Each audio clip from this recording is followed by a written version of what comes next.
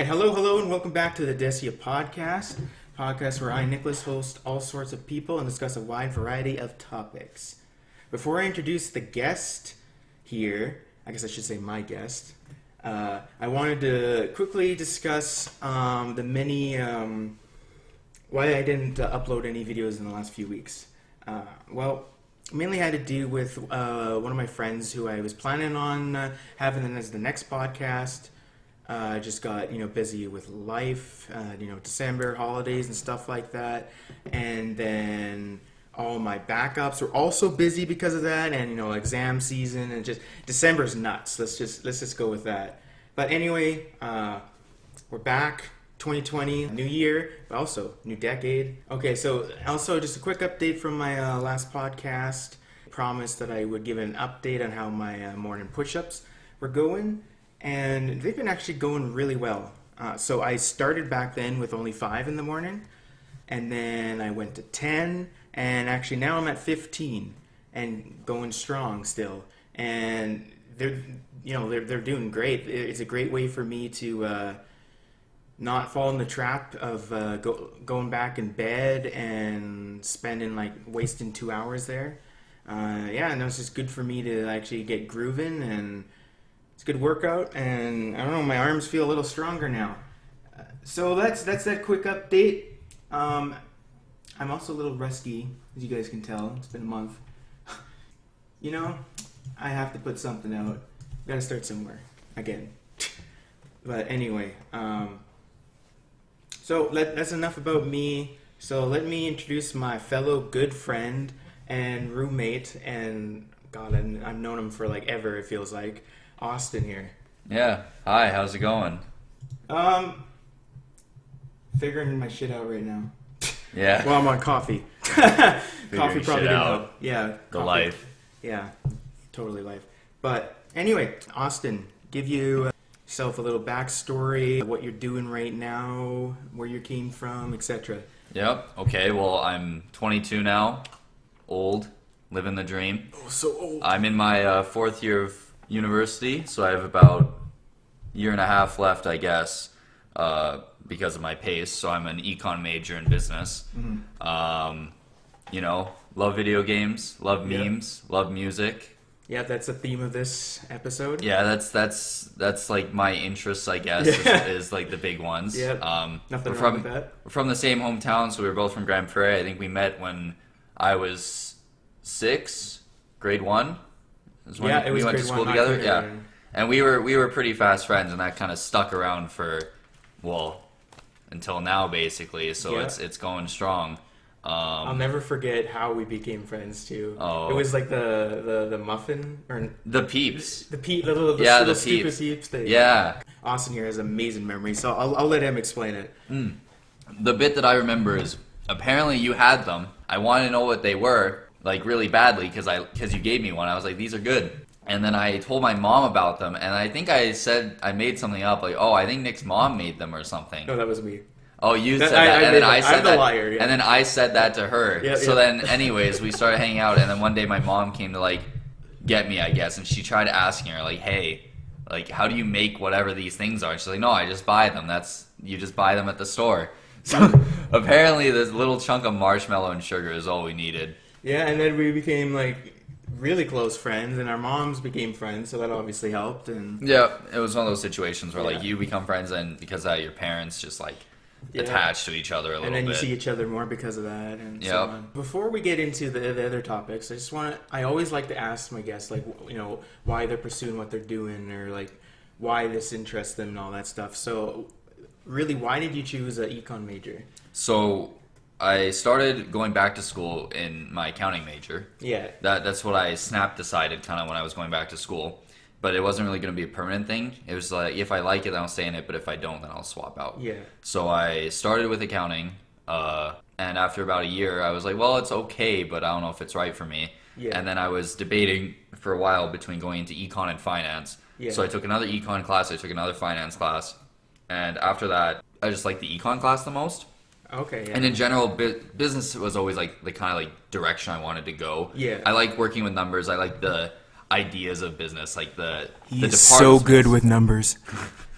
I'm okay with numbers. But like the departments, like how they work together, like the entire like structure of business is very interesting to me. Like how efficient can they be? But also in the same vein, like how can we make businesses better as what they are right now?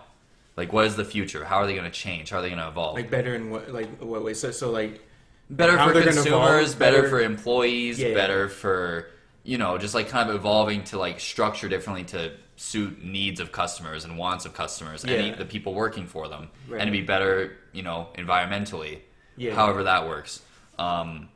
So that was always kind of the interest. I guess ecom was just the area that I liked the most Yeah, fair. when we were doing all of our general business classes. So Yeah.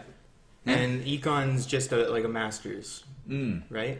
it's just my bachelor's, yeah. Oh, bachelor's, yeah. yeah, It's okay. my major though. Yeah. That's what I meant. Yeah. Okay. I could do a master's in econ, but that's a lot of school. Yeah. It's a lot of research. So That- we'll that's- see. We'll see. Yeah, we know someone that's going in that, and yeah, it's not. That's hell. It'll be a lot. Yeah. With lack of a better term. It'll be a lot, yeah. But anyway, so let's get into the fun, juicy, clickbaity stuff from the title. So let's talk about like current events. First, I want to discuss the kind of elephant in the room, Star Wars, the new one. Yeah. And I want to know your opinion on it. I haven't personally seen it, but I definitely want to know your opinion on it as a big Star Wars And I have fan. to be spoiler careful here. Probably. Go spoiler careful for now, and then... Actually, you know what? Screw it. I'm going to give spoiler warning right now. You got 5 seconds. Because I've always heard this movie's like incredibly hard to talk about without spoilers. It is. And It is very I difficult. personally already know everything that happens in it. Oh, you already know. Yeah.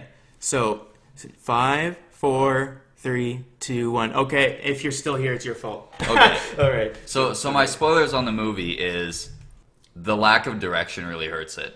I know people were talking about it really quickly after episode 8, but like they didn't have like a planned out story, right?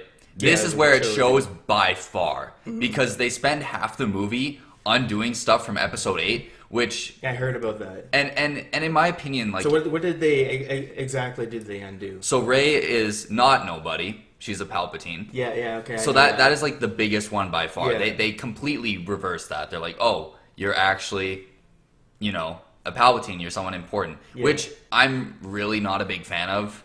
I was personally a very, very big fan of her being nobody. And I mean, that goes more into episode 8 territory. But basically, my general gist with this is, regardless of like how a movie is received, I don't think the idea of a trilogy is to halfway through it go back and try and undo half the trilogy that you've already established and then try and push forward with like an hour and a bit of movie. I think that's just like a really bad decision that was made Yeah, I couldn't agree more. because it's very jarring. Like they Yeah. spend the movie like, you know, Rose, I know a lot of people didn't like her character. Me personally, I didn't like her character. No, neither did I. But she's like pretty big in episode 8, right? She has like Yeah. a relatively major role. yeah, But this movie, she shows up twice, and she has less lines than somebody you do not know the name of. And regardless of like fan, like, you know, outcry. maybe not outcry, but like fan receivement, like how they receive the characters. Yeah. I think it's a really bad like structure to be like, well, we're gonna just like make this character basically irrelevant. We're gonna undo this plot point. We're going to completely change the direction of the movies just because of it. You know, like the one thing, like I'm confused. I thought Rose died at the end. no, of she the lived. last Jedi. She lived. She lived? Yeah, she lived. Did they show that, or They showed it's her- It's been a while since I've seen the Last Jedi. Yeah, so they show her in like with all the other like the resistance, like she's like in a bed with like a med pack, but there's like a heartbeat or something. There's like a clear indication that she's alive because they don't have a funeral for her or anything. So she's alive. She's just injured, basically. Yeah, and like reading all like the crap that happens in it, and like watching like spoiler like reviews of it.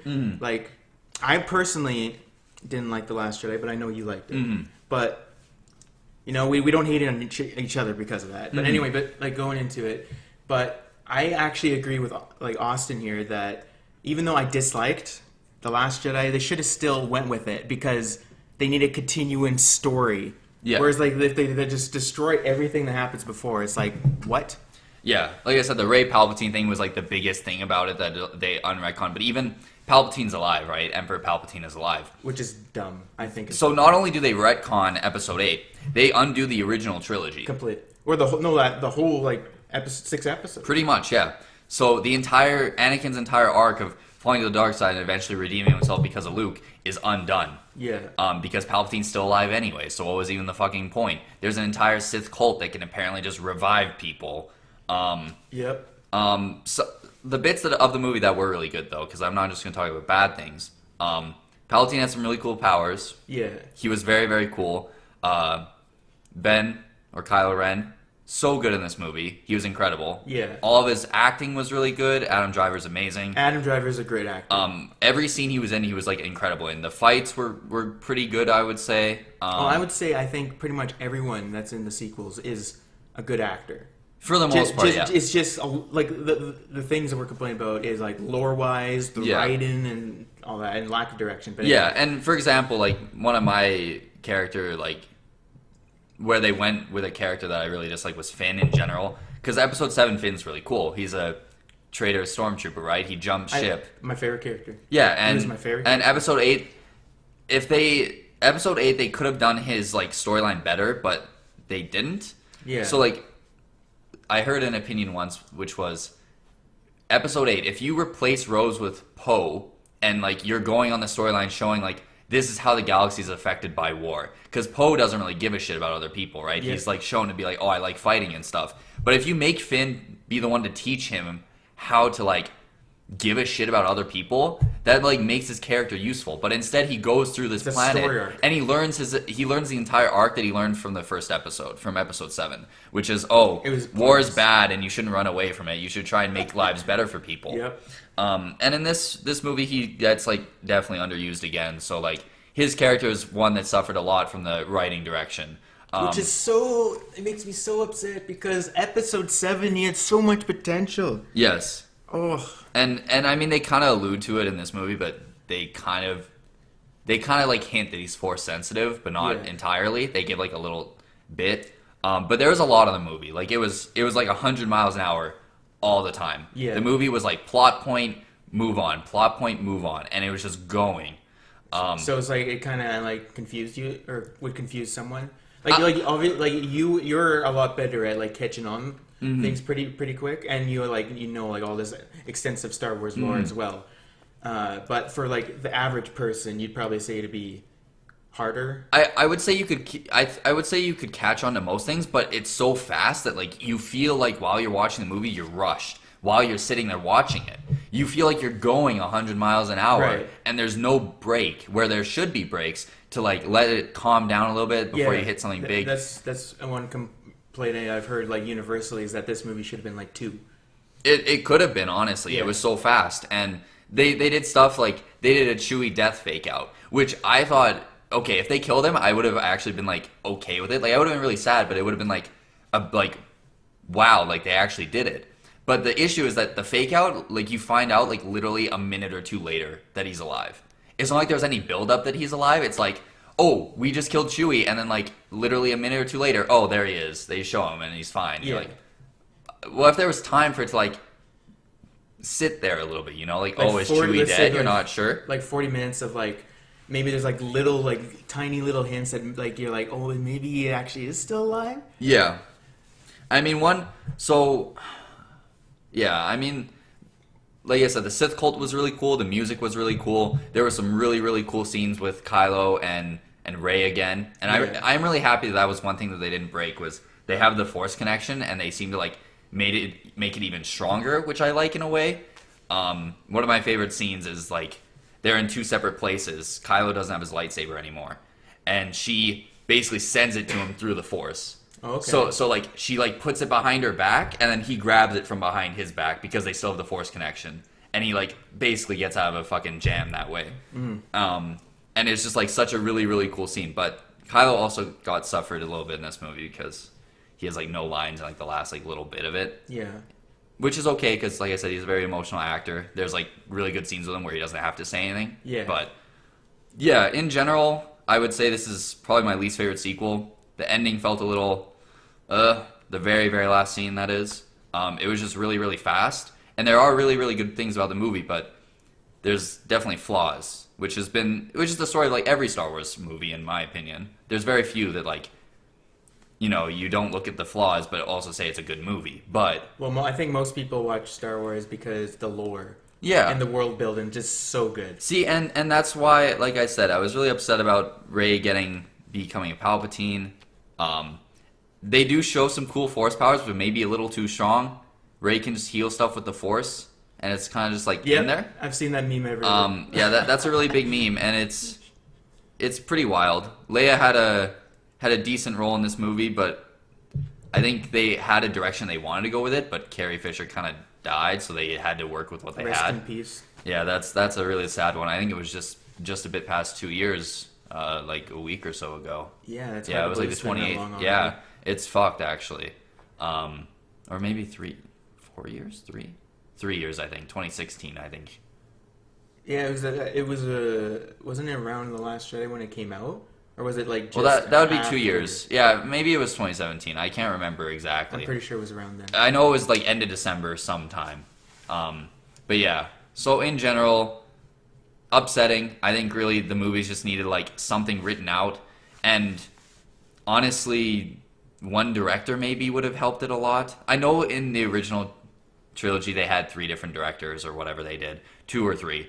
But the thing is that they had George Lucas constantly like writing the overarching story, or like a good example too is like, actually you should fact check that because I don't know for sure. Well, no, he did. Okay. Yeah. Well, I just assumed so. But anyway, but then like another good comparison is like Star Wars needs someone like Kevin Feige, where he's writing the overall like MCU arc, right? And that's why the MCU like Marvel Cinematic Universe are just so bloody good and consistent, and everything made sense because there was him and like a couple other writers that were writing like everything. Where like they give this director, okay, you have this much freedom, this is where we're going. Yeah, this is like the end goal basically. I mean, also in the same vein as the original trilogy. I mean, George Lucas also had Irvin Kershner, who helped a lot. Yep. Which is why I think episode 4 and 5 are, in my opinion, why 5 is the best one in my opinion. I would agree. I think most people Kershner really like knew how to get stuff out of it. And in my opinion, George Lucas, like obviously he's like the mastermind behind Star Wars. There was definitely some issues when like he didn't have a check because episode 6 Kershner left, right? Which is where we kind of got Ewoks where things got a little silly sometimes.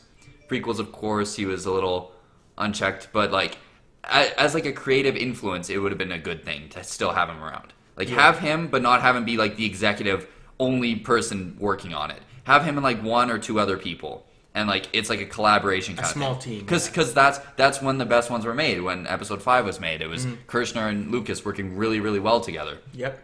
But and it's also good to get the different perspectives. Yeah, but anything would have been good. And in my opinion, I think I'm still gonna say The Force Awakens is the best movie. The sequel. I mean, that's definitely mine. I think there's still some issues with The Force Awakens, but if Starkiller Base wasn't like another Death Star, I think that movie would have been like pretty high up there. I think that was like the one that like tipped people off a little bit too much. They were like, okay, now you're just completely copying the original trilogy. But going to just the other side is like they were.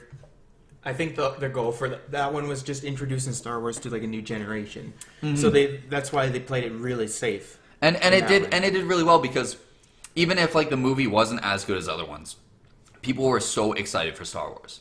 Yep. Like me and Levi. I'll never forget that. Me and Levi were so excited. I remember just being there. People were just excited for Star Wars again. Yeah. Which has not been really a thing because a lot of people were let down by the prequels in their eyes. I mean, The Phantom Menace itself was just like a bit of a, in my opinion, it's a bit of a boring movie. They talk about like trade blockades and politics a lot, and you're I actually don't mind the first one. Out of the prequels, the second one's my least favorite. That one is so hard for me to watch. I honestly just skip the Anakin Padme scenes. And it's okay, and then it's a fine movie. I'm personally in the camp of episode 1 is my least favorite, other than like the last like 20 minutes where it's like really really fun, like last 30 minutes ish. But I also have the controversial opinion that episode 3 is actually one of my favorite.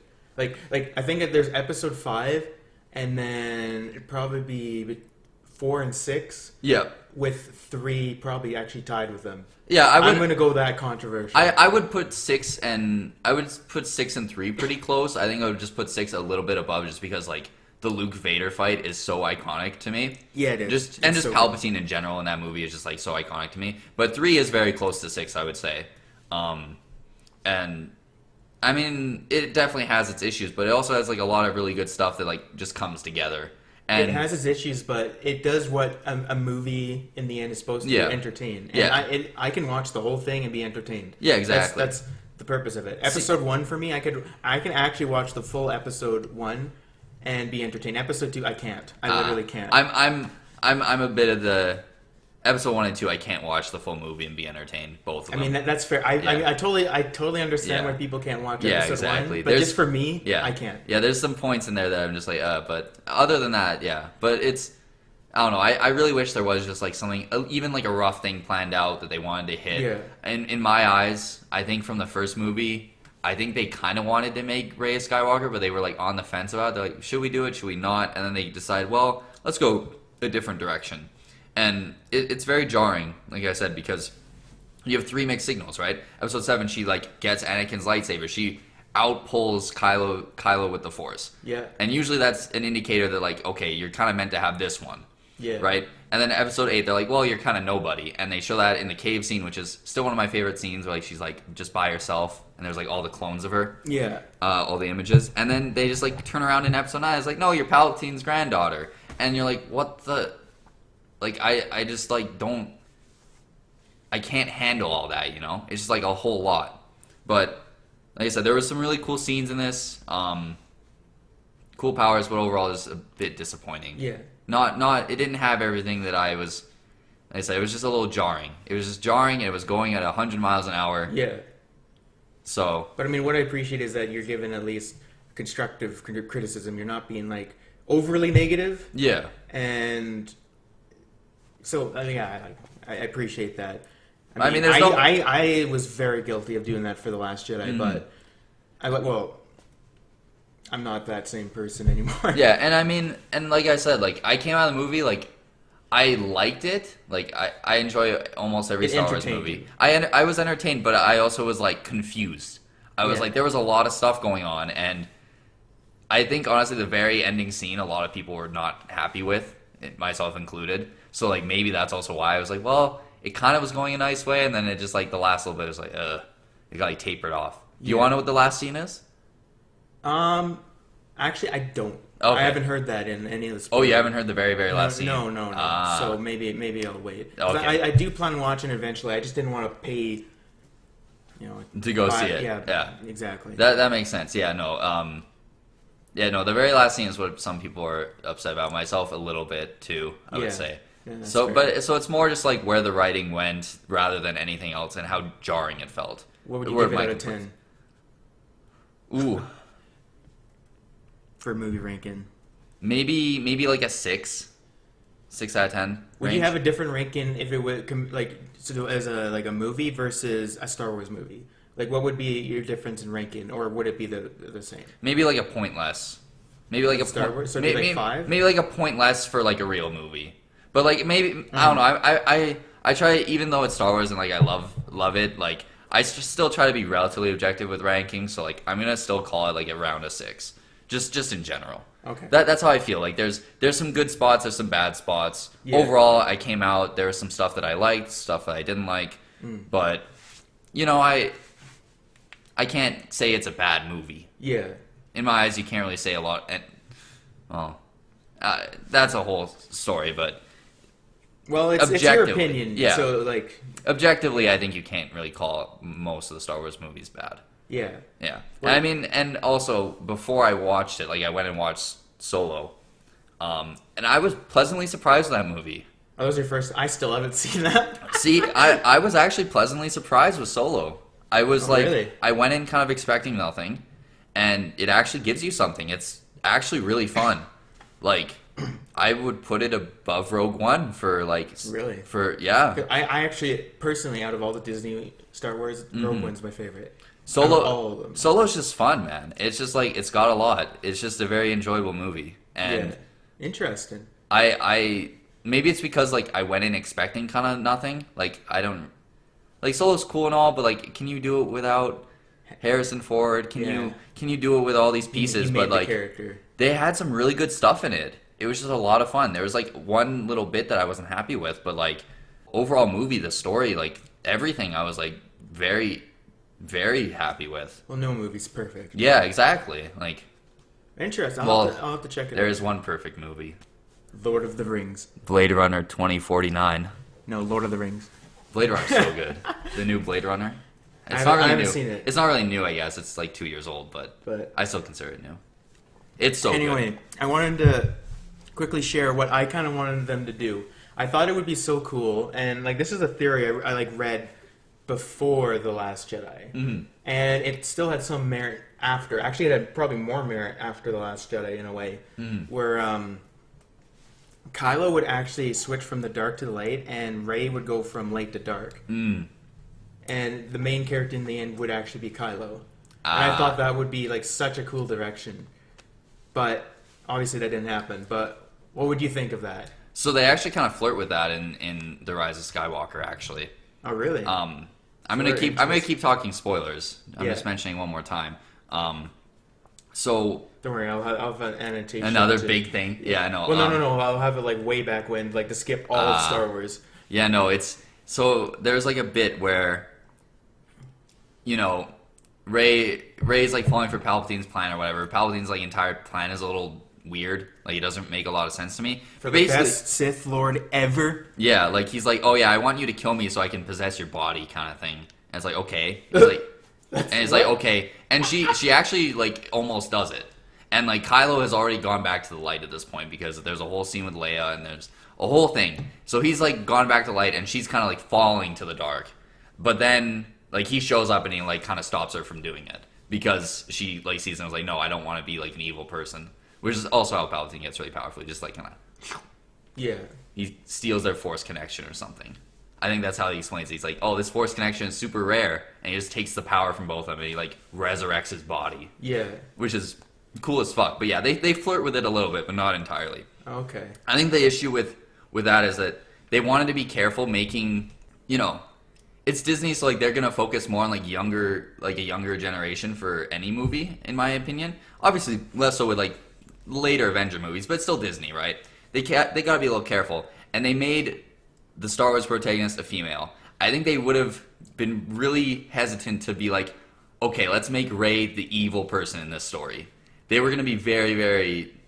It seems like it maybe be too extreme for Disney, in my eyes. Maybe it would have been a little too much for them. Because, you know, another show did that without saying spoilers, but you know exactly what I'm talking about. I mean, I don't know. I think it might have been a little too much for their protagonist, like their kind of, you know, this is like the character of this trilogy that we want to push, and then make her the bad person. And I think that they would have been a little hesitant to do that, especially because Rey is considered like a big kind of female role model for like a lot of younger girls right now. So maybe it would have been too much. I think it would have been a neat idea. I also just love Kylo's character though, so I don't know how I would feel about him going to the light that early. I like Dark Side Kylo where he's conflicted as fuck. Well, no, but he wouldn't go in the light until this movie. Yeah. Probably like halfway through. Yeah, I guess, but like you said the theory was like before you saw The Last Jedi. Yeah, like he would ultimately end there. Okay. But like it wouldn't be in that movie, in the Last Jedi movie, but it would like hint towards that, and that's why I said it almost helped. Yeah, that theory, right? It kind of did, yeah. Considering what happened in that. Yeah, and I mean, Kylo's story kind of ends kind of poorly in my opinion in this movie, but yeah. I did really enjoy Kylo's character. He has a good character, and like he is my favorite character in The Last Jedi. If I'm going to say anything good about The Last Jedi, I did really enjoy like pretty much all the scenes with Kylo. I think every scene with Kylo in like almost all the movies is just like incredible. Well, in the first one, like I didn't dislike it, but like I like it as much as The Last Jedi. So, if that makes sense. I think the scene with Han on the bridge, when I was like, okay, I'm on the Kylo for train. Me though. That was ruined for me. So it wasn't. I didn't have the same. That's unfortunate. If I didn't know nothing, that probably would have been way better. I didn't. But I knew I was spoiled that like pretty quick. That makes sense. over some stupid YouTube thing. It's like YouTube suggested video. It's like in the freaking title, and I'm like, it's in the title and the thumbnail, and you can't even like. And I'm like, oh not see God. it. Yeah, that would suck. Oh, I hated that. But yeah, I'm sure that's probably about enough Star Wars. Yeah, you got a good chunk of stuff. Yeah, because we don't have to go through everything. Yeah, it's just a general. You want to hit some bits though. Yeah. Well, the other thing I want to talk about is the Witcher series. Both of these topics we've refrained from talking about since we've came back from our holidays. So we're both pretty excited to talk about this. This is our bit. So my thoughts on the Witcher series, season 1. I really liked it. Yeah, it was really good. It was pretty damn good. Yeah, and God, I know all the controversy going in, but I didn't pay too much attention to the controversy and all that. The only controversy I paid attention to is how bad the Nilfgaardian armor was. But I was like, that's probably they're gonna add special effects to it, and they sadly didn't. Yeah, the Nilfgaard armor is pretty sad, but overall, I really enjoyed it. I do want to get into spoilers, but for right now, no spoilers. So in terms of characters, why can't I freaking remember his name? The Superman guy. Henry Cavill. Henry Cavill. Jesus, I can't believe I couldn't remember that. But he is a perfect Geralt. He nailed that role in my opinion. He did. Yeah. Honestly, I cannot see someone else doing a better job. Yeah. Honestly. See, my thing with him wasn't that I was worried he was going to act it poorly, because I've seen him in other stuff other than Superman. Yeah. Which is where I think a lot of people were thrown off. They're like, oh, I watched Man of Steel and BVS and I didn't like him. I was never I never thought he was a bad choice. But if you've ever seen any of his other stuff, he's incredible. Yeah. He's so good. My only thing was I wasn't sure how he would look.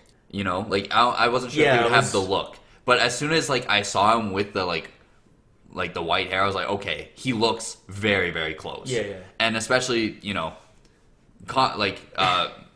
Geralt versus game Geralt, how he's described and shown, he very, very much reflects book Geralt. You've read the books? What? Have you read the books?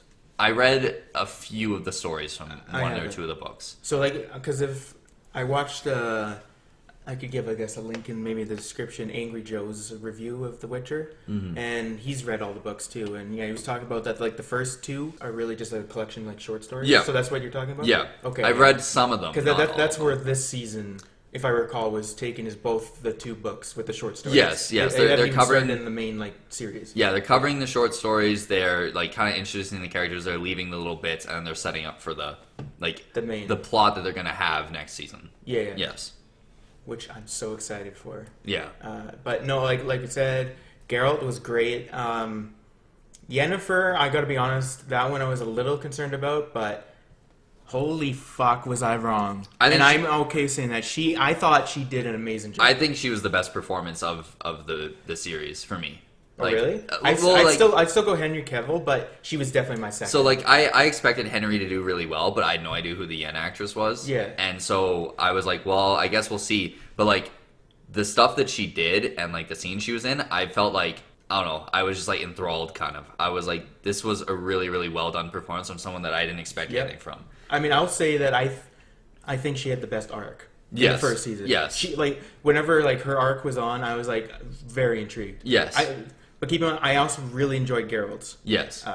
But going into the last of the main 3, Ciri, well, again, this is taken way before the video games. So she's not going to be the same badass, right? Yeah, she's child Ciri. Yeah. She doesn't know how to do a whole lot. But I got to say her arc kind of confused me. And mainly because a lot of times when I was watching, I'd be playing on my phone or doing something else, and I'd be casually watching it. Yeah. But I often found with a lot of series scenes, you had to be watching all the time because they just share this really important info just randomly, and if you didn't watch it at that point, you're what the hell just happened? What's happening? See, that was kind of a symptom of the season as well, which I wanted to brief on. There were a bunch of timelines. And they were a little jarring, just a little, not incredibly, but a tiny bit. Ciri's character was probably definitely the weakest. It was. They made it more comparable to book Ciri again. And she doesn't really do a whole lot before Geralt kind of finds her. She's just kind of this thing that's floating in the background. So But I think they did a decent job working with what they had, which wasn't a whole lot. Yeah. So, I mean, we're just going to get to see more of her soon. So. Yeah, no, I am looking forward to it. A lot of the CG effects were actually really good. Yeah. The monsters, I've heard complaints about, there's not enough monsters. Well, I thought there was like a lot. Well, there was a lot. Well, what am I kidding? Yeah, they hit quite a few, I would say. Yeah, they got without going into any details. However, and when we get into spoilers, or if you have seen it, you probably know what I'm talking about. But we'll get there. There's one that I was like a little like looked weird to me. Mm-hmm. But besides that, no. But I mean, I enjoyed all the monsters though. Just like the look of one of them was just a little weird to me. Okay, I see. It looked fake. I see. But besides that, I thought they were great, and the monster fights were great. The music was really good. The music was amazing. Toss a coin to you, which I love that song. Yeah, that song's all over the place now. Oh, that's so good. I guess we didn't mention Dandelion either. Yaskier. He was really good too. Oh yeah, he killed it. I actually heard some people complaining about him. I was like confused because he was so good. I was just like, why? How can you complain about him? He's amazing. Yeah, he's exactly what you want him to be. I was like, yep, that's Dandelion. He's a trolly ass bard. Yep. Yeah, I mean, it's kind of hard to talk about more stuff without going to spoilers. Well, I just want to go into any other positives that you can think of before we get. There were some really, really cool shots. Obviously, I don't want to talk about them, but I agree. Like, there's like a few shots that are like, wow, like this is so cool. Yeah. I also really enjoyed a lot of like the political stuff too, as like. I was a big Game of Thrones fan too, and like going into this, Game of Thrones is over, so it's nice to see like the political stuff too. But it's not like the primary focus, but there's a lot of it, and I actually really enjoy that. I know it's not for everyone, but I mean I'm a big fan of like politics and like dealing with that kind of stuff in the fantasy realms. Yeah, I really like how they did a bit in one episode. I'll get into it in more detail, but there's one part that I really, really enjoyed from it that I was like, wow, this is really cool that they did like this really weird thing with it. Yeah. They did a shtick with it. Yeah, okay. So anyway, negatives would be kind of confusing sometimes. Yeah. Like if you're expecting a coherent story, it's not really. It's like kind of bits that you have to piece together. Yeah. To like make different stories, and then some stuff is just independent from each other. And another one would be, even though I'm a guy, I think there is way too much nudity. There's no need for it. It just doesn't seem like it's necessary. And that's more of a complaint. Like if I want to watch it with like my family or something, that would be so awkward. And I think you know exactly which specific scene I'm talking about. I think I know a couple that you're talking about. Yeah. And then I guess the Nilfgaardian armor. I hated it. Yeah, the Nilfgaardian armor. I hated it. I'm like, why? It should have been a bit more elaborate. It should have been a bit better. But yeah, but I'm gonna give it. I think it was a good start. I'd probably give it a 7.5. I was about an 8, roughly an 8. Yeah, maybe 8 to 8.5 range, somewhere in that. I'm trying range. not to be so biased. Yeah. In my rating, if it was like my personal, I'd go 8. 8.5. I'll just leave a little bit of bias in there because I mean it was so good. Yeah. Now we're gonna go into spoilers. So you got 3, 2, 1. Okay, spoiler talk now. All right, Austin, what do you want to talk about first?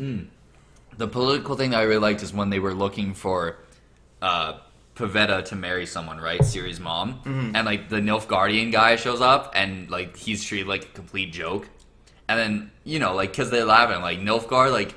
You want to like marry the Princess of Sintra? Are you kidding me? Like they treat it like a joke, right? Because Nilfgaard at that time is kind of a joke, and then they go from that in like the very next episode. Nilfgaard is like the powerhouse of the South. They're these superpowers. Yes. In like, other words. And I mean that's because there's the whole thing with Emir and he reclaims the throne and whatever. But and the cult shit that they got going on, their religion. Yeah. But I just liked how they did it. Just like Nilfgaard's a total joke. And it's like kind of just like ironic, like that's who Sintra fell to was Nilfgaard, and we already know that they fell to Nilfgaard, but like obviously this is in the past, so it hasn't happened yet. I just really liked how they kind of treated it, like Nilfgaard's a total joke, and then like a decade or two later, well, Nilfgaard's the one that kind of destroyed you. Yeah, which is interesting going in from like just all my Witcher knowledge is basically from The Witcher 3. Yeah. And like, if that case, well, you know, in Witcher 3, Nilfgaard is the superpower. Yes. It's like where everyone else has to combine their might to fight against the Nilfgaard. Yeah, and they're still kind of losing. Yeah, and they're still losing, except for the strategic genius of Radovid. But going back to this series, that was interesting to hear that Nilfgaard's a joke, a total joke. Yeah, pretty much. And then it was also the help of. Do you know the name of the mage that went to Nilfgaard? Fringilla. Fringilla, yeah, Fringilla. Yeah. Yep. And with her help too, that they really turned things around. Yeah, and I like how they did that with the mages. They're like, well, Fringilla was weak and she, was spurning on this religion, and she's basically just helped them like way too much. Like she just let it become like a fervor, right? I think they mentioned that in the last episode, in episode 8, that she just kind of let it go wild when she should have contained it, and it's leading to like a lot of instability, just having this mass religion kind of like dominate what these people are doing, right? Yeah. Because that's their entire thing. They're like, we're gonna bring the white flame to Sintra and take them down. Which, if you do read like the short stories in the other books, like Sintra is like before Nilfgaard the powerhouse in that region. They're so strong. They're like, how is anybody supposed to defeat Sintra? And then all of a sudden it's like Sintra dies because Nilfgaard just like destroys them because of this big religious thing, and they just start warmongering. Way more soldiers, but Sintra had better soldiers, just not as many. Well, Nilfgaard stopped being unstable because they were like constantly overthrowing their government and kings and whatever. It was like this revolution, another revolution. Yeah, exactly. Yeah. That's what Nilfgaard's famous for. But I mean, there was that. Which monster were you not satisfied with how it looked? I'm very curious. Oh, like just how the gold dragon. Oh, I could tell that like just the CG just looked fake. No, I loved the arc. Yeah, I loved it was like that old man. Yeah, I had that theory going in that it was gonna be him, and I enjoyed the whole story. Just like it just looked off, especially coming from Game of Thrones and like Smaug from The Hobbit. Yeah, just it felt off. But I mean, I understand because they had a limited budget. Yeah, compared to like those. But I know in like the next season, budget's up. Yeah. I mean, they even had like a decently sized budget for this, but they're gonna get even more because of how well it's been received. Well, if you look at how Game of Thrones started, exactly. Too, right? No, I can see that. I mean, but I love the arc. Yeah, the storyline's really good for that entire episode. All the other monsters I really enjoyed, and I thought they actually looked pretty damn good. I like the Striga a lot. Which one's that again? That was the girl like vampire thing. Oh yes. No, I really enjoyed that too. It brought a lot of Witcher 3 vibes. Oh yeah, I mean, I just like how strong they made it. Like Geralt's strong, but he's not that strong, Yeah. Like that thing was destroying him. It's not as strong as Witcher 3 Geralt as well. Yeah. I mean, that thing was just like throwing him around, and he was like, "Holy shit! Like I'm gonna die." Yeah. And I mean, even like the few like ghouls that like jump him like are too much. Yeah, there's like 5 ghouls or whatever, and they're like way too much for him to handle. Which we don't know that they're ghouls, but. I think they were. Everyone presumes it. I mean, I also thought they were ghouls as well. So I think they're assumed to be ghouls, but it's just like all of a sudden he just gets jumped by a bunch. And I mean, it's nice because like obviously you wouldn't want to see your protagonist just get out of everything for free. Like he just has like times where it's like holy shit, like he might actually die, and it's good. It's better than him just being all powerful and just destroying everything. Yeah. So talk about Yennefer now. So. We both said that Yennefer's arc was the best. Yeah. Because I really like how they depicted, her being like kind of deformed and all that from, being having elven and elven blood, yeah. Yeah, elven blood and human. So I guess half elf. Yeah, that's a species. I think she was quarter. A quarter? Yeah. Okay, building up her confidence and magic abilities, and then changing herself into the Yennefer that we know. Yeah. And seeing the traces of this lack of a better term, like snarky like Yennefer that we see in Witcher 3 and all that was great. Yeah. Well, for me, the nice thing about Yen the thing that I liked the most was how much she struggled with like not being able to have kids. Yeah. Like that was like such like a big thing because they don't really go into that in book stuff and whatever, but like you can tell it bothers her a lot. Like she's trying to fix it, but she can't.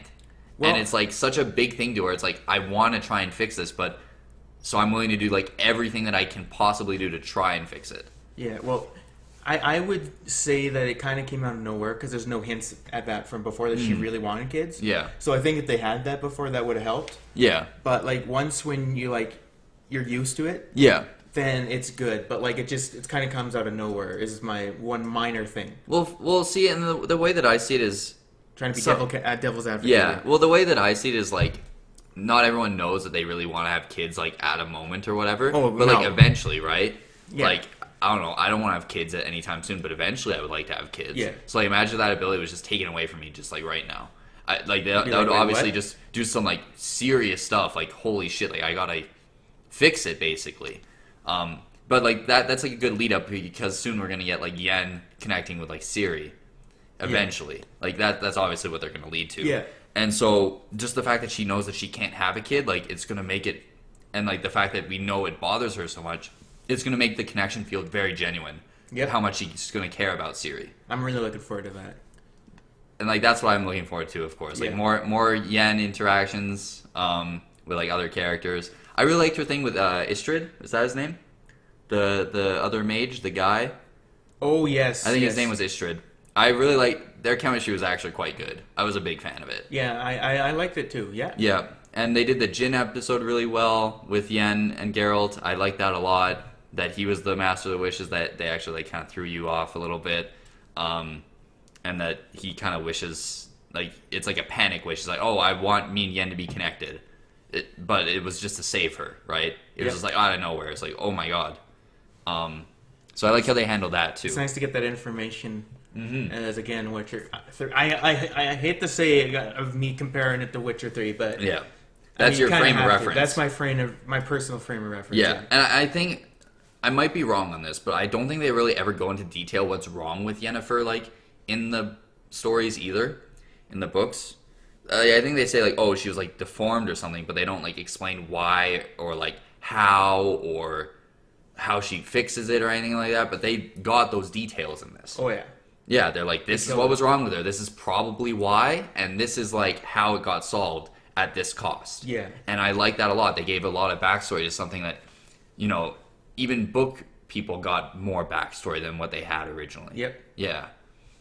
Yeah, no, that was really nice. And just going into that, we got to talk about it now. That final battle in episode 8. Oh, it was so cool. That's obviously where they spent all their money.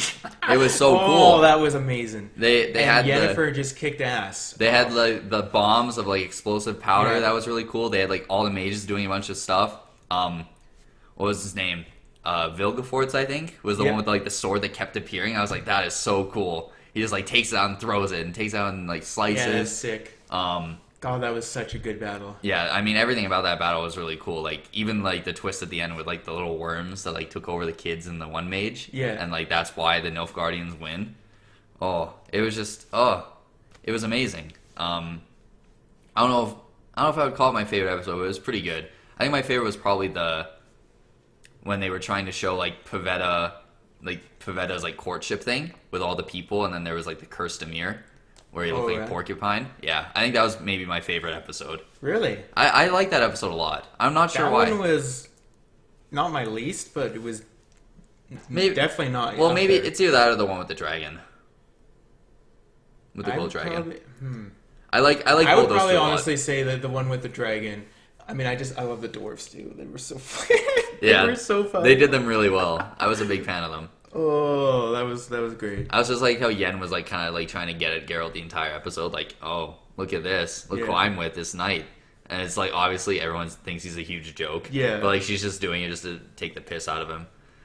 I really like the old man too because he's like kind of a mentor almost. Yeah. He was just like kind of teaching him some stuff. Yeah. Even though Geralt's like definitely old at this point in the series because I mean he would have been. Because in The Witcher, dragons aren't like the beasts that we like usually know them as. They're all intelligent. Wise. Yeah, and they're wise. They're more like their Asian counterparts where they're more wise and smart and. Yeah, and Geralt even says right, he's like, we don't kill dragons like ever. Witches don't kill dragons. They kill drakes, but like drakes don't have like intelligence like dragons do. Because the only other experience that I know is from Witcher 2. Yeah, I haven't played, but again, I like read the wiki. I really want to play The Witcher 2. But that was probably one of my favorites. But it's like that or like episode 8 for me. What was it? Oh, it's Siri. Now let's talk about spoilers about her. So it starts with what kind of happens at the end of the series, right? Do they show her in the forest in the first episode? I think that she escapes the castle. Well, because Ciri's arc is taken way ahead of both Yen and Geralt. Yes. Yeah, which confused the hell out of me. Because Yen's original arc is like 100 years in the past or whatever when she gets like her powers. Yeah. Yeah, like she's old as fuck already, and Geralt's already been going on like a bunch of other adventures. So yeah, Ciri's is definitely like more current like to the timeline, I suppose. Right. Just that confused me. Yeah, I mean, because she's younger, right? Yeah, but I mean, I really enjoyed the first episode. Now I think about it, episode 1's up there for me too. Mm. But just like after it, just how it was like handled, just like the time, like it. And it confused me, and I think it would confuse people that know nothing about The Witcher anymore. Yeah, no, I could see it. I personally really enjoyed like the stuff with the Doppler that they did with Ciri. I thought that was really cool that they had like the old mage that she trusted, and then like the Doppler like acted as him, but like you could tell it was like a little off because they didn't. I don't think they told you at that point. Oh no, they do tell you, but because there's the two timelines at like the same time, like they show sometimes where she is actually with what's his name, Mouse or something, Mouse something. Something like that. You're better remember names. They like show her with Mouse or whatever, and then her with like the Doppler impersonating Mouse, and they do it like pretty close to each other, and you're like not really sure. You're like, okay, you can tell that there's differences. You know this one's the Doppler, but you're not sure which timeline you're in right away. Yeah. You see Ciri with the guy, and you're like, oh, which time am I in? Is this before Sintra fell, or is this after? Is this the Doppler, or is this the real one? I like how that was handled. Ciri's storyline just doesn't have a whole lot going on because they're just like setting up to like her be in a forest to meet Geralt, right? Yeah. That's just where they were going. They were just like had to throw some stuff in. They threw in the Dopplers, they threw in the elves in the one forest. They were just hanging out. Yeah. I mean, it was like obviously the weakest, but it was hard to compete with like Yen's arc and which was phenomenal. Yeah. Geralt's just like adventures with elves and Jaskier and a dragon and everything. And that fight in the first episode was really good too. And that's where he gets the name Butcher of Blaviken. Yeah, the Butcher of Blaviken. Makes a lot of sense now. Yeah, just kind of cut down a bunch of people. Yeah. What are you most excited for what's to come? Because for me, I would say quickly that, well, I'm excited to see Vesemir. Mm-hmm. And I'm very curious of how they're going to handle the Wild Hunt as well. For me, they're not going to...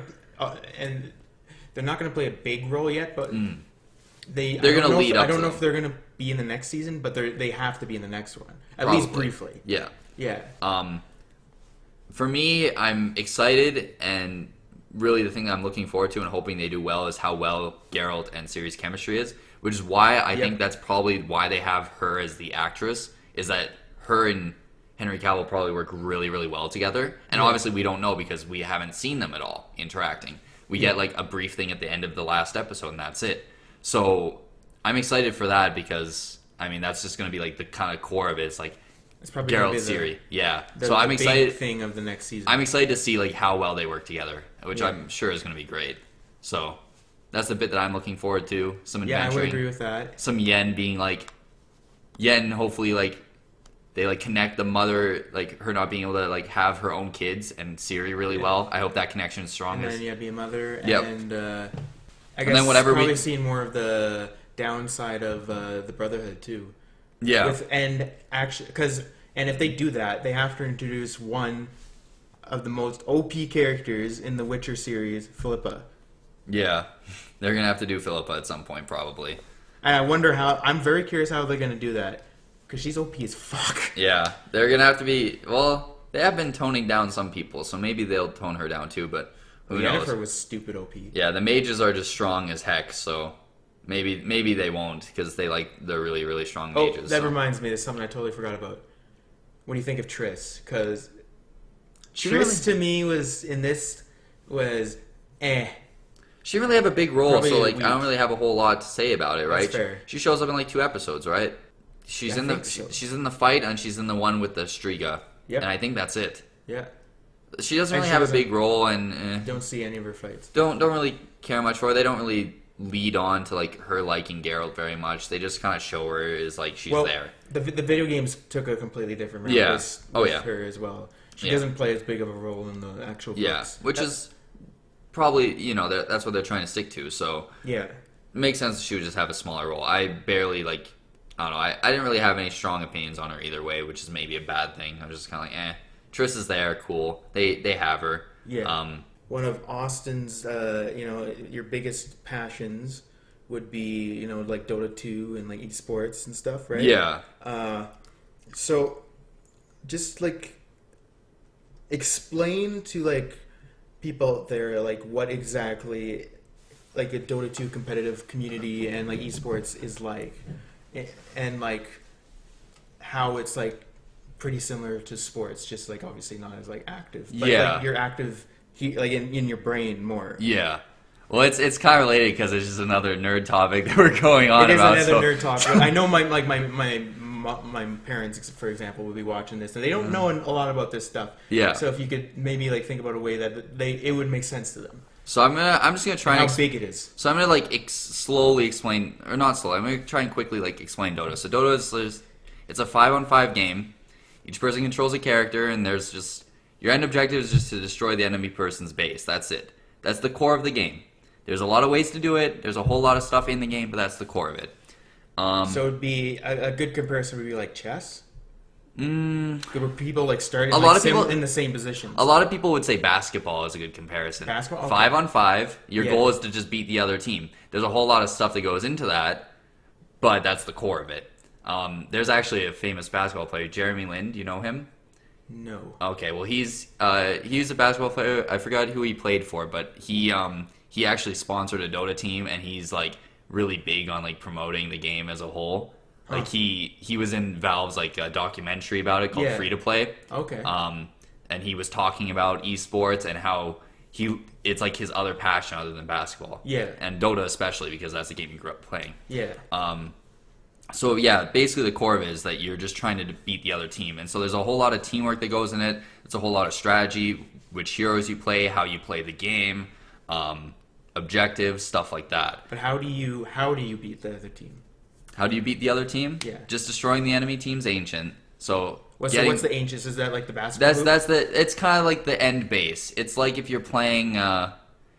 It's kind of like getting a checkmate. They're out of moves. They're done. Okay. When you destroy the ancient, the game's over. That's all there is to it. There's a lot of stuff defending the ancient. There's heroes. There's towers. There's creeps. It's basically like the king, or kind of, yeah. or like the home base. Yeah, exactly. It's like the home base. So that's kind of just like the core of Dota. That's what you're trying to do. There's a whole lot of stuff that goes into it, but that's like a bare bones kind of thing. Yeah. And the esports scene for Dota grew very, very big through just grassroots, basically. So it was just like their own thing with Dota 1. 5. Yeah, and it was just their own thing with Dota 1. So before Dota 2 was a thing, before Valve took it, it was just Dota 1. And it was just local people organized tournaments for small amounts of money, Wasn't it a mod from Diablo or something? Mod from Warcraft 3. Warcraft, okay. Yeah, so it was technically not really Blizzard's property, but some of the stuff was, like hero names and stuff like that were their property. They changed it. Yeah, so they changed some stuff, but the game itself was not Blizzard's property. Yeah. So, there's like some grassroots tournaments, sometimes for a few $100, 1,000 here or there, whatever. Yeah. Valve takes over. They introduce Dota 2, so they remake it in their own engine. They change hero names so there's no copyright problems. And the biggest tournament at this time was, I think, Counter-Strike tournament that was like $10,000 maybe like 25, somewhere in that range. This is just when League was also taken. Yeah, so this was before League's like esports scene kind of like took off. So this was like 2010, 2011 range. Yeah. And Valve shows up and they say, we're going to have this tournament for $1.6 million. And the biggest meme about this is that there were a bunch of teams that thought this was a complete hoax and they didn't go and play.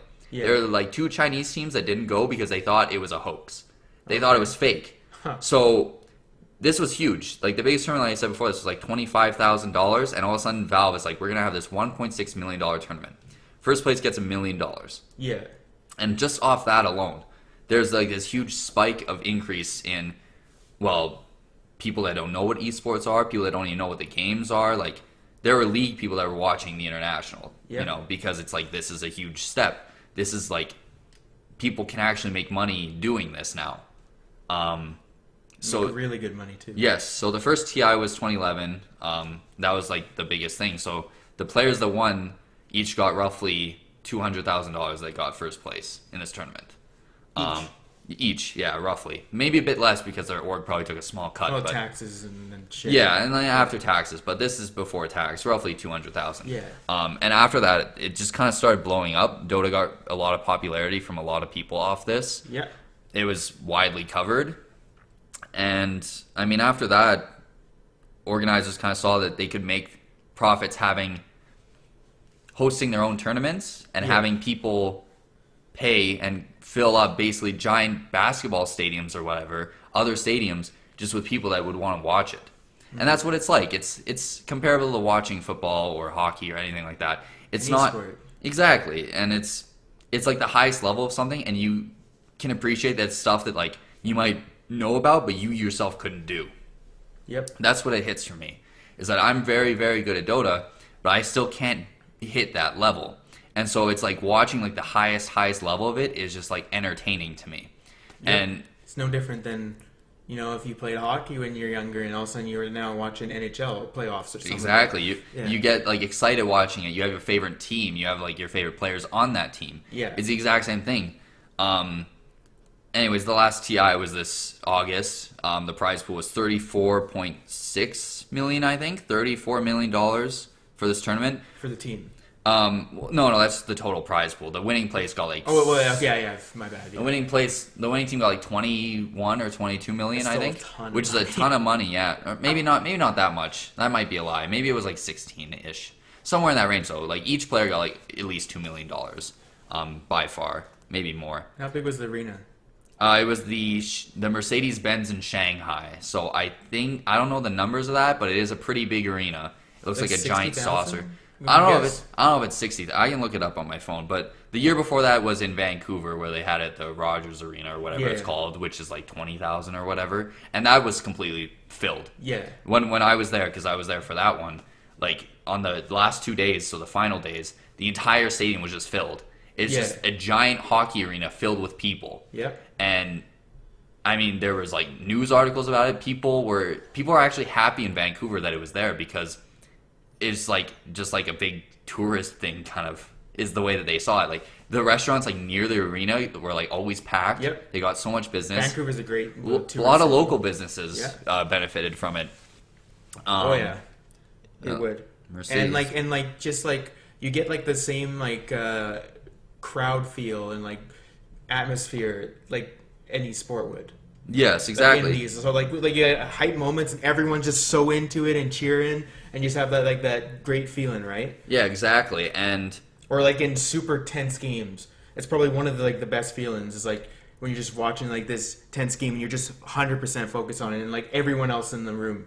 And yeah, one thing happens and all of a sudden everybody's like freaking out. It's like you could cut the tension with a knife. It's like so much.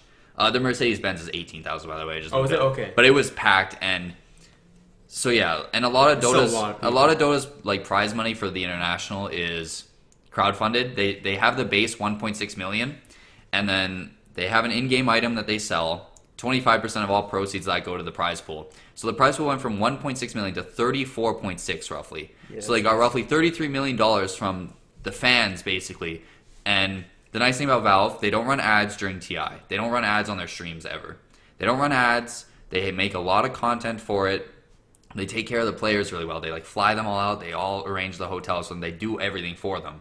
So in a way, like that's something that I really love about the Dota esports scene is that for TI, which is the really, really important tournament, that's like, it's like winning the Stanley Cup. Like it's the one that like, it's money, sure, but it's also, they get the prestige for it.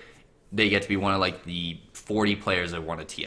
Yeah, and you get accomplished like something maybe you dreamed. Yeah, you're the best in the world basically is their idea with it. And they take really good care of the players and they work super hard to make it for the players and for the fans. Like I said, no ads. They don't do any of that. They make a lot of content with the players, with the fans, just in the city that they're in. Yeah, and I also think it's important to say, and this goes for like pretty much any like esports scene, is that these top level pros are actually incredibly well fit. They got to eat healthy, healthy sleep routines and stuff because that's critical for being at that high level. Because a lot of these games are like in the mind and reaction time and stuff like that. Mm-hmm. And obviously, if you're not getting good sleep, if you're not getting exercise in, if you're not drinking enough water, eating healthy, you're not going to have as good of reaction time. And obviously, like practice and stuff. Yeah. But, see, and that's something that's blown up a lot in the last 3 to 4 years, I would say, of the Dota scene. Especially with one team. They actually hired a mental health specialist that they talk to on a weekly basis, all the players. Yeah. Because they decided that it was important enough for them to do it, and they ended up winning the TI because they have a mental health specialist. They have like a team chef. They live in a team house together, so they're very close to each other. They like have a bond. They're very trusting of each other.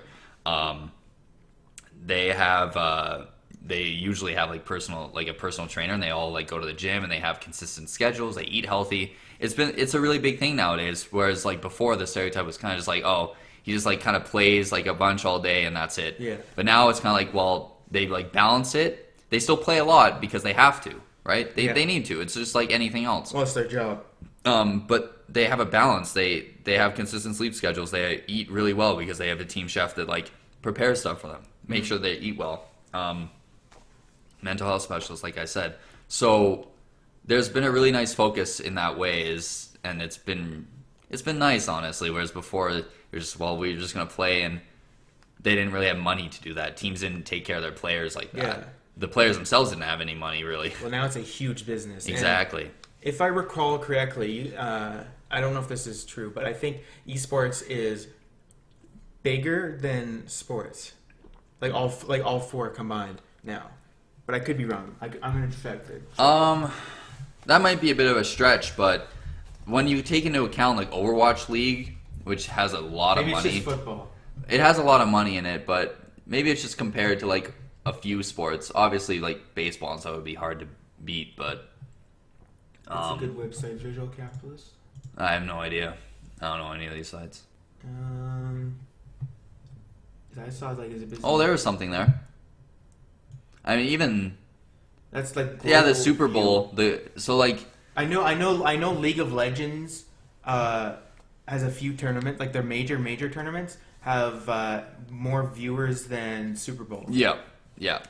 Which is crazy. Yeah, some of them do. Some of them are really, really big. Usually it's their world finals or whatever that get an insane amount of viewers. So yeah, this. Okay, so I think it's in 2017. This isn't from 2017 though.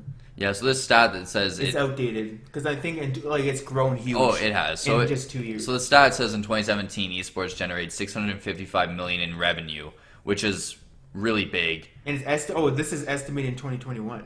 Yep. 1.65 billion. Yeah. Which is approximately a quarter of the NHL's total. Okay, so I was off. Yeah. I don't know where I heard that from. But it's still really big. Like audience viewings, you can see huge. this. Yeah. Audience viewings are pretty comparable for a lot of things. Obviously, it's just like... And it's growing. There's a lot of big sports already established, and esports is just kind of growing. Yeah. So, like, there's Major League Baseball. There's, every soccer tournament that Europe kind of watches. There's basketball. There's hockey. There's football, which is huge in America. So the only problem I would say about esports is that it has to be reliant on a particular game still being relevant. Yeah. If that makes sense. For example, like a extremely popular one, Overwatch, has dropped quite a bit in the last few years. And that used to be like almost, I think, third at one point. Yeah. Beating Counter-Strike even. Yes. And this was before Fortnite was really a thing. So... See, that's a good and bad thing at the same time, right? Because sometimes like stuff like Overwatch will die, but then in its place, like another game like kind of takes over. Then Fortnite kind of replaced it right now. See, exactly, and that is a nice and a bad thing at the same time. Like if there's a lot of money put into it, like Overwatch League, for example, how much money was invested in it by not only Blizzard but the people that set up the teams. That's a problem if all of a sudden that just dies. Yeah. But if they grow organically, which also I should say Fortnite is in the same vein. Epic is the one putting all the money into it. They're investing a lot. Yep. It's not grassroots. They are just shoving money in and hoping it works, which is never really a good thing with it.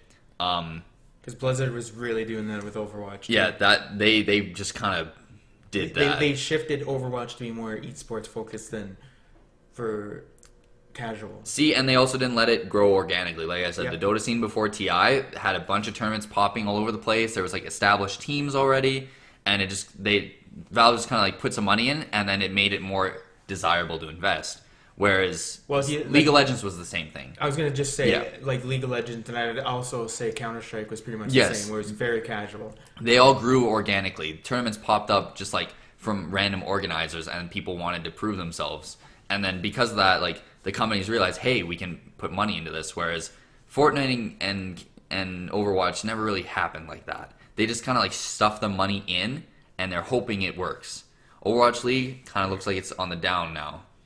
Fortnite is up right now, but give it another year or two. I have a good feeling that it's going to go back down, and League and Dota will remain at the top two. Yeah, I mean, give it another year or two, right? Collapses, give it another year or two, and maybe Fortnite will be gone, and some other game will show up. You know, you never know what'll happen with it. So that's the only downside. Is a very volatile scene. You're not sure what's going to happen. Even with the consistent ones like League and Dota, sometimes they can just fluctuate. Some tournaments for Dota just like don't even get that many views, and sometimes they just shoot up, and people are never sure why. Yeah. So it's volatile, which makes it a little awkward for just in general. So yeah.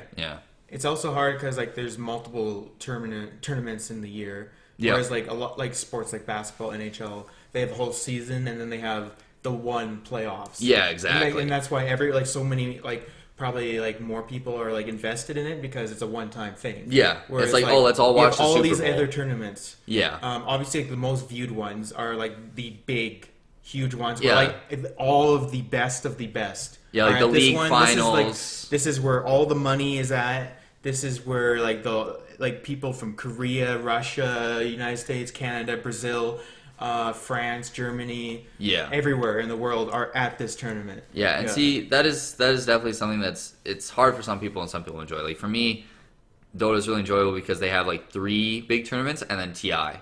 They have 3 majors throughout the year, roughly and 3 TI or 4. Is the big. It's like the TI is that's the big Super one. Bowl. Yeah, that's the Super Bowl by far. That's the $34 million tournament. Yeah. That's the one that's important. That's the prestige. That's the money. Yeah. And these other major tournaments, they don't have tiny prize pools on their own. They have 2-point-some million prize pools. But the reason people go to them, and they do have a lot of teams from every region, if you win one of those tournaments, you basically get a guaranteed slot to TI.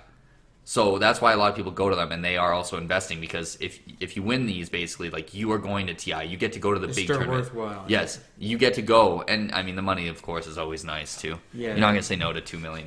No.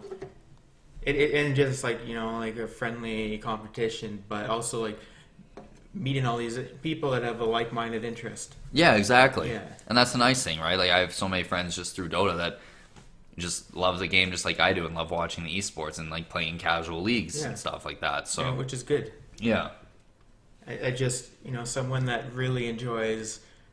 Well, the only esports scene I personally really watch is Super Smash Brothers, and just hearing about this small tournament only has 2.2 million, and I wish as a Super Smash Bros. The Smash esports scene, but it's growing. Yeah. It's been growing, and it's pure grassroots. So if Nintendo eventually decides to support it, really support it, not their fake support that they did before, it'd be really good. Well, Ultimate is the game to do it because that's the biggest viewership, highest prize pools have been with Ultimate. Mm-hmm. Super Smash Bros. Ultimate. Yeah, I think there have been some a few declining numbers, but we'll see what happens in when they host another Smash Summit maybe or another bigger tournament. To my knowledge, there's not really any major ones until what's the big one in February again? Why can't I remember what it's called? Is that Smash and Splash? No, that's Gommel? No, it's not. I don't know why my mind keeps going. Evo, I know it's not Evo. Evo's in the summer. Yeah, it's it's a huge one. Genesis? Genesis, yeah. I think it's Genesis. Yeah, Genesis is really big. Yeah. So Genesis is the next big one for that. So you'll see on that one. I know the last major one was still pretty good, but it's definitely down. Yeah. It's just a wait and see kind of thing. And obviously when games get slightly older, Ultimate's a year old now. But Evo, yeah, for Ultimate was the most viewed event in Evo's history. Yep. It was nuts. I remember seeing over 1 million people watching it on Twitch. Yeah, it was pretty big. Or not 1 million. It was 100,000, I think. It was still pretty big. Whatever. I can't remember. It was the most watched on Twitch. Yeah. At the time. Besides the point, it was like it broke records. Yeah.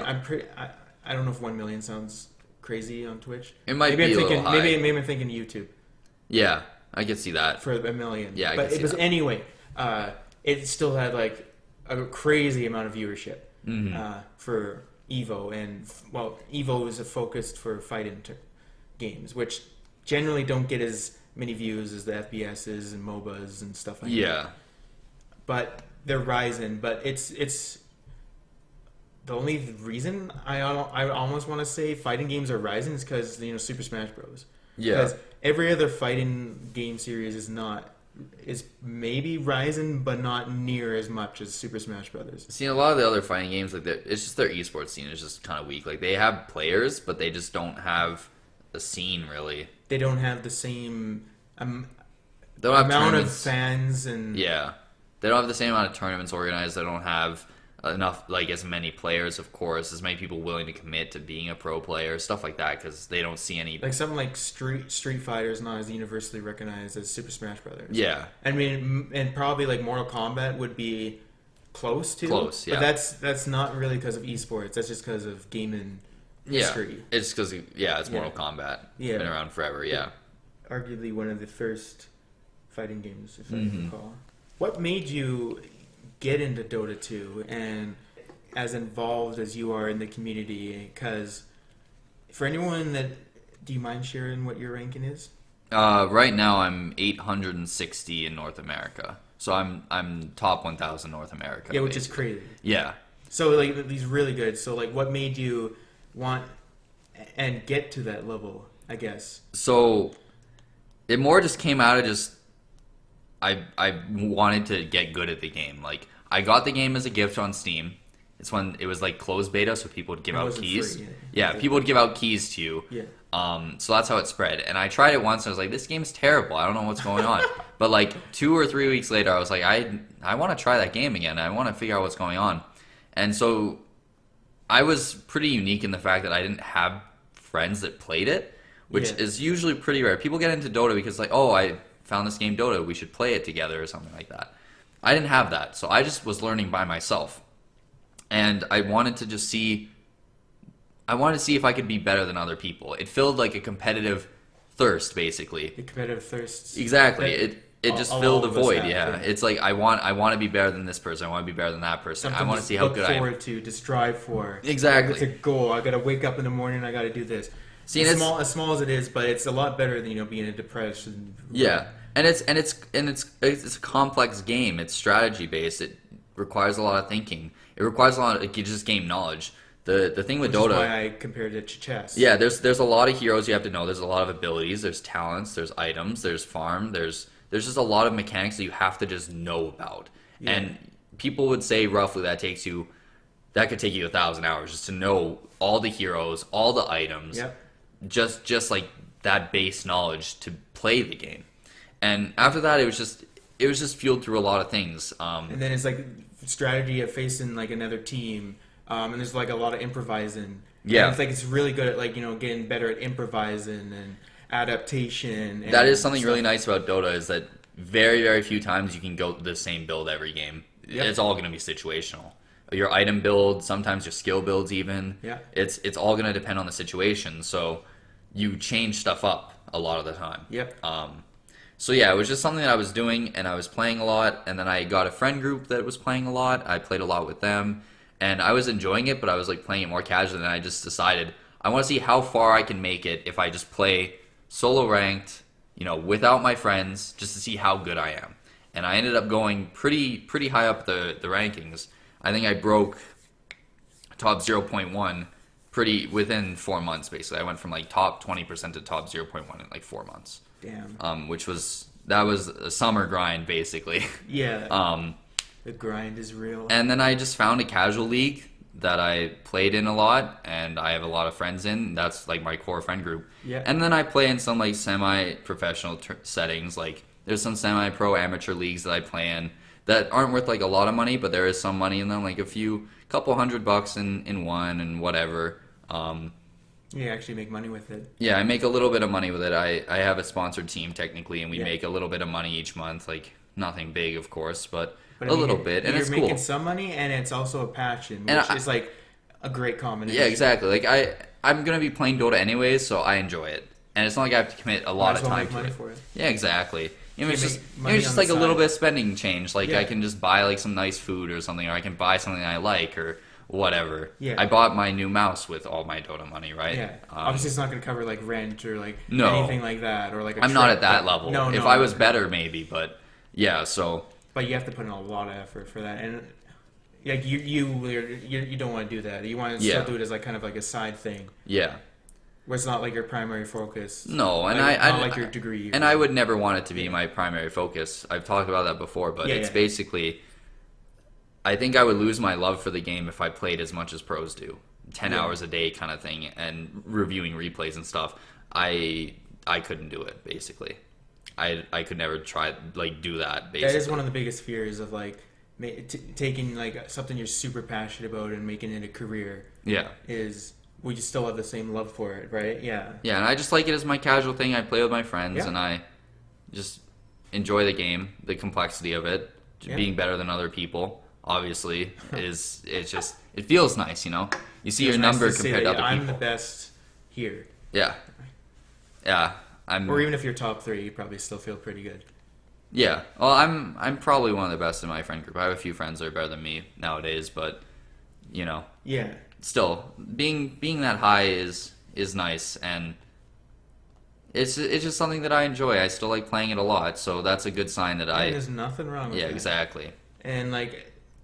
And it doesn't like hinder your like your other interests or daily life. Maybe it does a little bit, but not that much. It hasn't overtaken my life, so that's which is what I'm saying. Yeah.